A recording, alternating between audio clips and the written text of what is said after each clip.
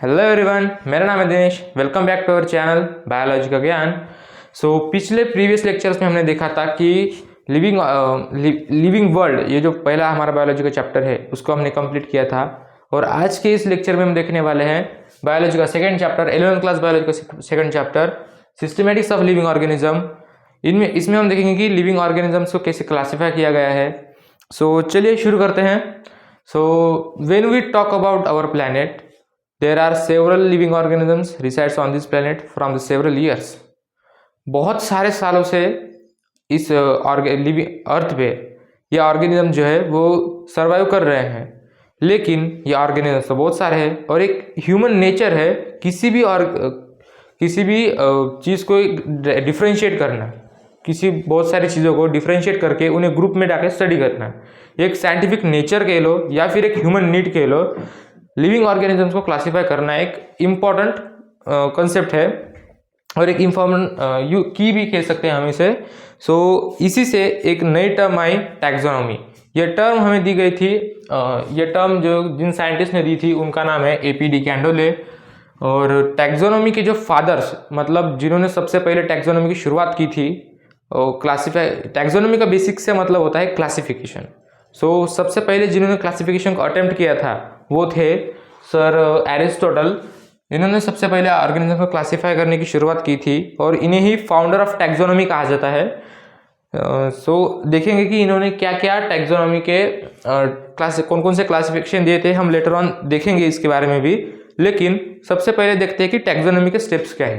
Taxonomy कुछ several steps में की जाने वाली प्रोसेस है जिसकी वजह से हम उसको क्लासिफाई करते हैं, उसके कैरेक्टरिस्टिक्स लेते हैं। Let's assume we are scientist here now, और मैं गया था किसी जंगल में और मुझे ये पौधा मिला। ठीक है।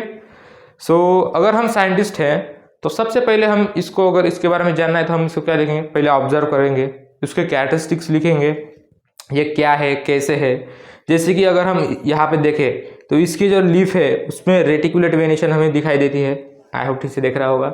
इसके जो फ्लावर्स है वो रेड कलर के हैं, लेकिन अरे यार इसमें तो कुछ फ्रेगनेंस है ही नहीं, कुछ इसमें सुगंध आ ही नहीं रही, लेकिन इस दिखने में बहुत अच्छा है। ये कुछ ऐसे कुछ कैरेक्टरिस्टिक्स हैं। इसकी जो लिप्स है वो जिगजैग वेनेशन में है, जिगजैग ऐसी लाइन्स है, इसके जो एजेस है उसके ऊपर रेटिकुलेट वेनेशन है। ऐसे कुछ कैरेक्टर्स को कंसिडर करके पहले कंसिडर किया जाता है और फिर हमारे पास जो पहले से प्रेजेंट प्लांट्स है उनसे उनको कंपेयर किया जाता है और आइडेंटिफाई किया जाता है। एक बार आइडेंटिफाई किया गया तो इसको नाम भी देना पड़ेगा।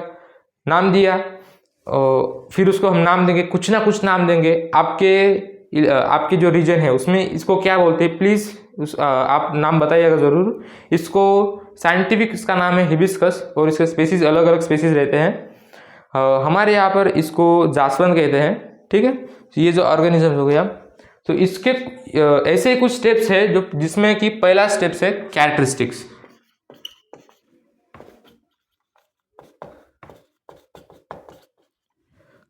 अभी मैंने क्या बताया, इसको ऑब्जर्व करेंगे, कैरेक्टरिस्टिक्स उसके क्या है वो नोट डाउन करेंगे और फिर उसको पहले से ही किसी हमारे पास जो प्लांट्स है उसके कंपेयर करेंगे, उनको आइडेंटिफाई करेंगे।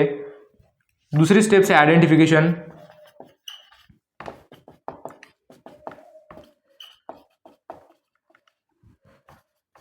और एक बार आइडेंटिफाई हो गया तो उसको फर्दर रेफरेंसेस के लिए उसको, मतलब किसी ना किसी नाम से तो उसको बुलाना पड़ेगा ना। जैसे कि मेरा नाम दिनेश है, आपका विपिन, दीक्षा, कुछ भी ऐसा नाम हो सकता है, सुमित नाम हो सकता है आपका।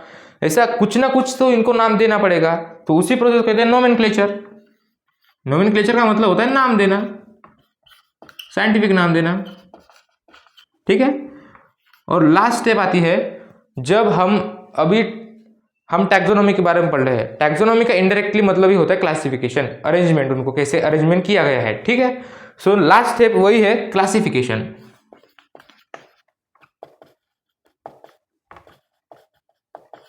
These are the steps, these are 4 steps of taxonomy. इनको आप अच्छे से पढ़ लीजिए। ये टैक्सोनॉमी के कुछ स्टेप्स है, इनको ही फॉलो करके ऑर्गेनिज्म को क्लासिफाई किया जाता है। ठीक है। एक और टर्म आती है सिस्टेमैटिक्स। सिस्टेमैटिक्स का मतलब होता है, सिस्टेमैटिक्स एक टर्म आती है,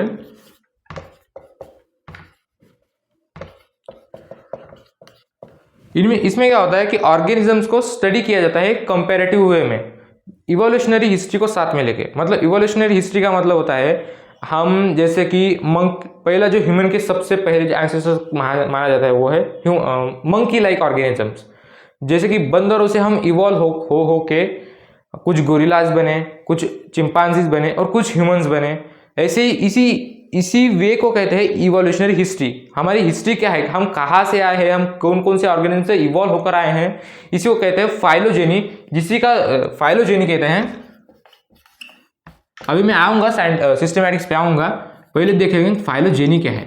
फाइलोजेनी का मतलब होता है इवोल्यूशनरी हिस्ट्री।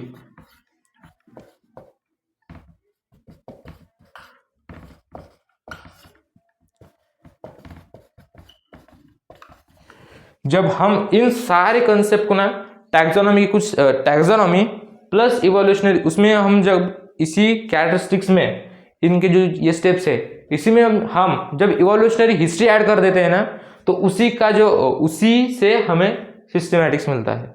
सिस्टमैटिक्स ये टर्म है, ऐसे ही उसकी स्टडी की जाती है। तो हमने क्या देखा अभी, systematics is the study of kinds in a comparative way, और उसमें ही इवोल्यूशनरी हिस्ट्री का यूज करके, ठीक है। सो इसी को कहते हैं सिस्टमैटिक्स। अगर मैं सादे शब्दों में कहना चाहूं तो taxonomy plus phylogeny, taxonomy plus phylogeny is equals to systematics. This is what systematics means, ठीक है। तो सिस्टमैटिक्स हमने देख लिया। अब फर्दर हम देखेंगे कि क्लासिफिकेशंस को किन किन साइंटिस्ट ने क्लासिफिकेशन दिए हैं। उनमें सबसे पहला हम देखेंगे अभी जो मैंने बताया एरिस्टोटल भाई साहब ने जो क्लासिफिकेशन दिया था वो आर्टिफिशियल क्लासिफिकेशन में आता है। अभी बात हम को क्लासिफिकेशन ना अभी हम सिर्फ दो ही पढ़ेंगे, बहुत सारे क्लासिफिकेशन, टू किंगडम क्लासिफिकेशन है,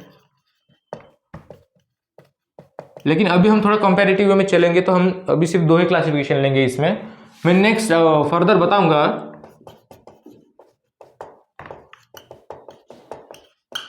आर्टिफिशियल और एक नेचुरल।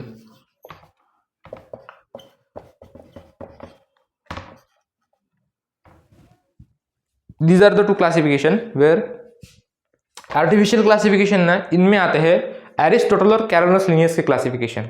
एरिस्टोटल भाई साहब ने क्लासिफिकेशन दिया था एक, इन्होंने ना एनिमल को क्लासिफाई किया गया था।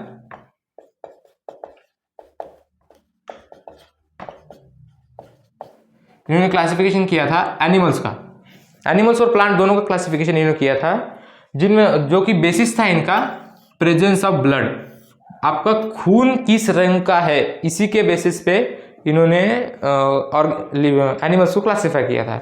जिनका लाल खून होगा वो उनको नाम दिया इनएमा, जिनका लाल खून होगा उनको इनएमा नाम दिया गया, और जिनका कलरलेस कह लो या फिर वाइट ब्लड कह लो उनको नाम दिया गया था एनाइमा। एनाइमा का मतलब होता है, आप इसमें प्रोनाउंसिएशन थोड़ा अच्छे से करना क्योंकि इसमें कंफ्यूज भी हो सकते हैं, बोलो एनाइमा, ठीक है। एनाइमा का मतलब होता है प्रेजेंस ऑफ कलरलेस फ्लूइड।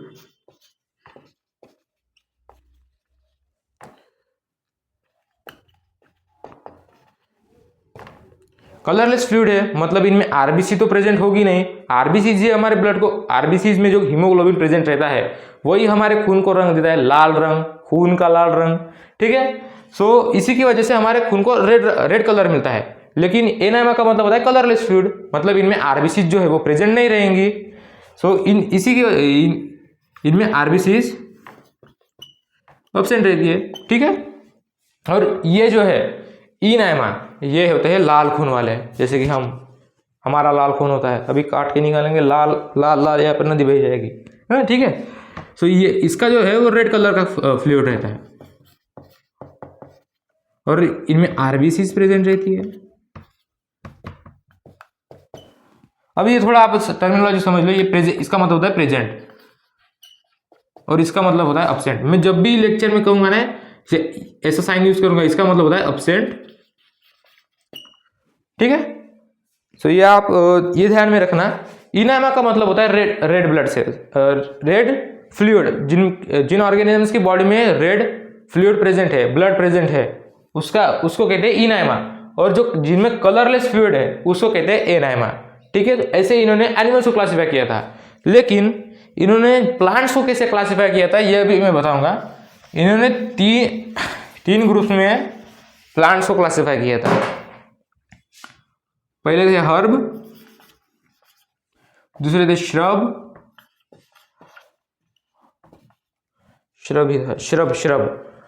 और तीसरे है ट्रीज। ठीक है, टॉल ट्रीज। इनमें फर्क क्या होता है? इनमें फर्क सिर्फ हाइट का होता है। ठीक है, सिर्फ हाइट का। हर्ब का मतलब होता है नॉन वुडी प्लांट्स, जो कि छोटे छोटे प्लांट्स रहते हैं ना, छोटे छोटे जिनमें वुड प्रेजेंट नहीं होता, वो होते हैं हर्ब, एक कुछ इस साइज के। ठीक है, ये समझ लो। और शर्ब का मतलब ह्यूमन के साइज का, या फिर कह लो थोड़ा सा 1-2 फुट ज़्यादा उस साइज के प्लांट्स को कहते हैं श्रब में ना मीडियम वुडी प्लांट है ये, इनमें वुड तो प्रेजेंट रहेगा।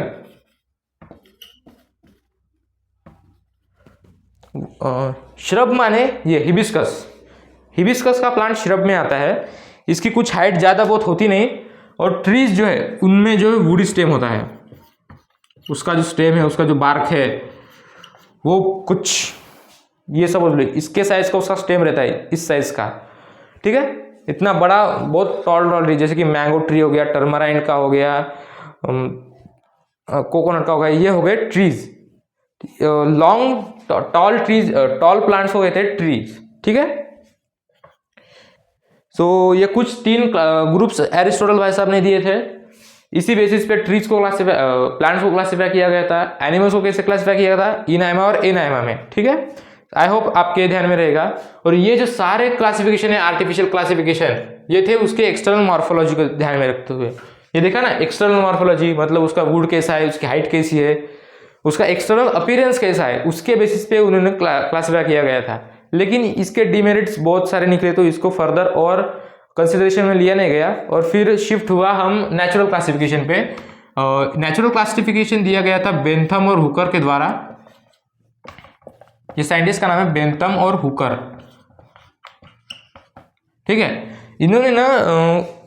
इन्होंने रिप्रोडक्टिव कैरेक्टर्स को ध्यान में रखते हुए क्लासिफिकेशन किया गया था। रिप्रोडक्टिव इसके कैरेक्टर्स कैसे हैं, फ्लावर्स कैसे हैं, ऑर्गेनिजम्स के जेनिटल ऑर्गन्स कैसे हैं, उसके बेसिस पे इन्होंने क्लासीफाई किया गया था, और उसकी एनाटॉमी के बेसिस पे।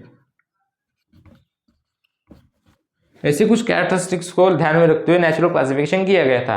ये थोड़ा इफेक्टिव था आर्टिफिशियल के मुकाबले। लेकिन साइंटिस्ट ने और स्टडी किया, और उसके बाद क्लासिफिकेशन आए। 5 किंगडम क्लासिफिकेशन आया, 3 डोमेन क्लासिफिकेशन आया। ऐसे कुछ फर्दर इम्प्रूव्ड क्लासिफिकेशंस आते गए, जो कि आज अभी हम फर्दर देखेंगे।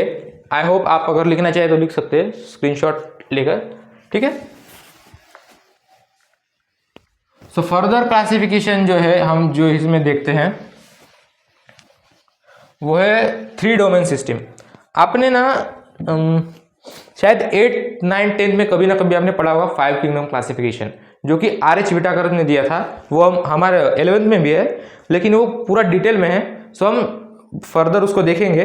पहले हम देख लेते हैं कि आपने 3 डोमेन सिस्टम क्या है, और किन्होंने दी थी, कैसे दी थी, और क्या है।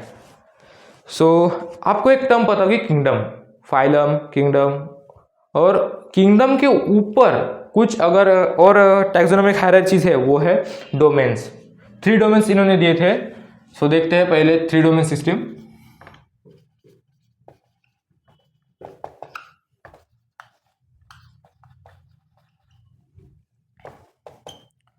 ये दी थी कार्ल वुज ने। ये साइंटिस्ट का नाम है। इन्होंने ना हम सब के इस अर्थ पे जितने भी लिविंग ऑर्गेनिजम्स है, उनमें ना एक कॉमन कैरेक्टर्स है, जिनमें आपने आरएनए का नाम सुना होगा, 16S आरएनए। ये जो आरएनए है ना, उसकी अरेंजमेंट हम सब लिविंग ऑर्गेनिजम्स में एक ही होती है। अरेंजमेंट उसकी एक ही तरह की होती है। सो उसी के बेसिस पे 3 डोमेन सिस्टम का जो ये जो क्लासिफिकेशन है, ये तैयार किया गया है। सो ये ध्यान में आप रखेंगे कि हम सब इस लिविंग ऑर्गेनिजम्स, इस प्लैनेट पे जितने भी लिविंग ऑर्गेनिजम्स है उनकी एंसेस्ट्री एक ही है। मतलब किसी एक ही लिविंग से हम सब इवॉल्व होकर, मॉडिफाई होकर आए हैं। मतलब गधे का, आपका, मेरा, उल्लू का, गधा, घोड़ा, शेर, प्लांट, यहाँ तक कि प्लांट भी, हम सब का एंसेस्टर कहीं ना कहीं एक ही रहा होगा। यही ये बताता है ये 3 डोमेन सिस्टम। ठीक है, सो इसमें ना 3 डोमेन दिए गए हैं। पहला डोमेन है आर्चिया, बैक्टीरिया, और ये कहता है यूकैरियोटा।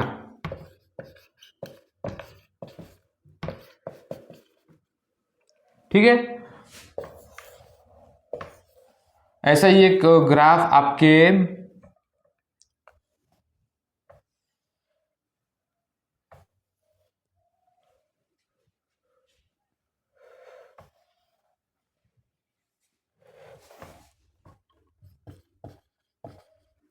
ऐसा ही ग्राफ आपके बुक में दिया गया होगा। ठीक है,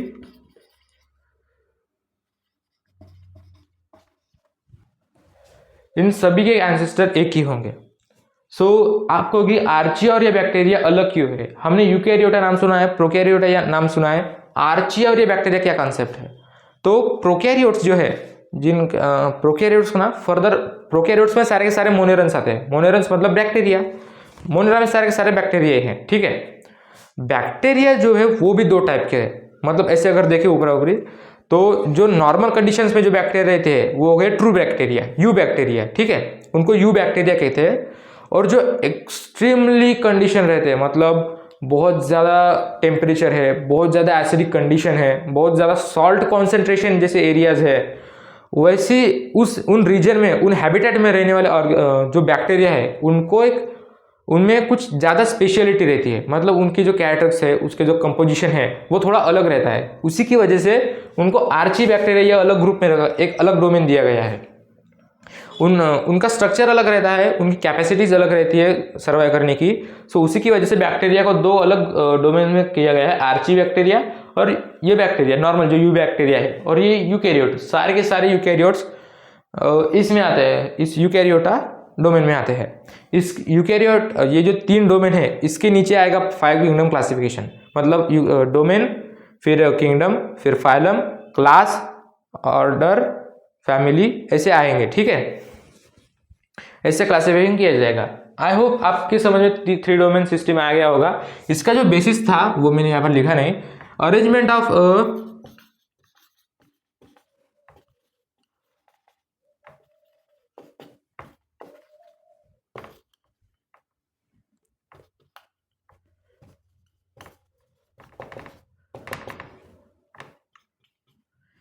आपके टेक्स्ट बुक में कौन सा आरएनए वो स्पेसिफाई किया गया नहीं है, लेकिन अगर आप लिखना चाहे तो लिख सकते हैं।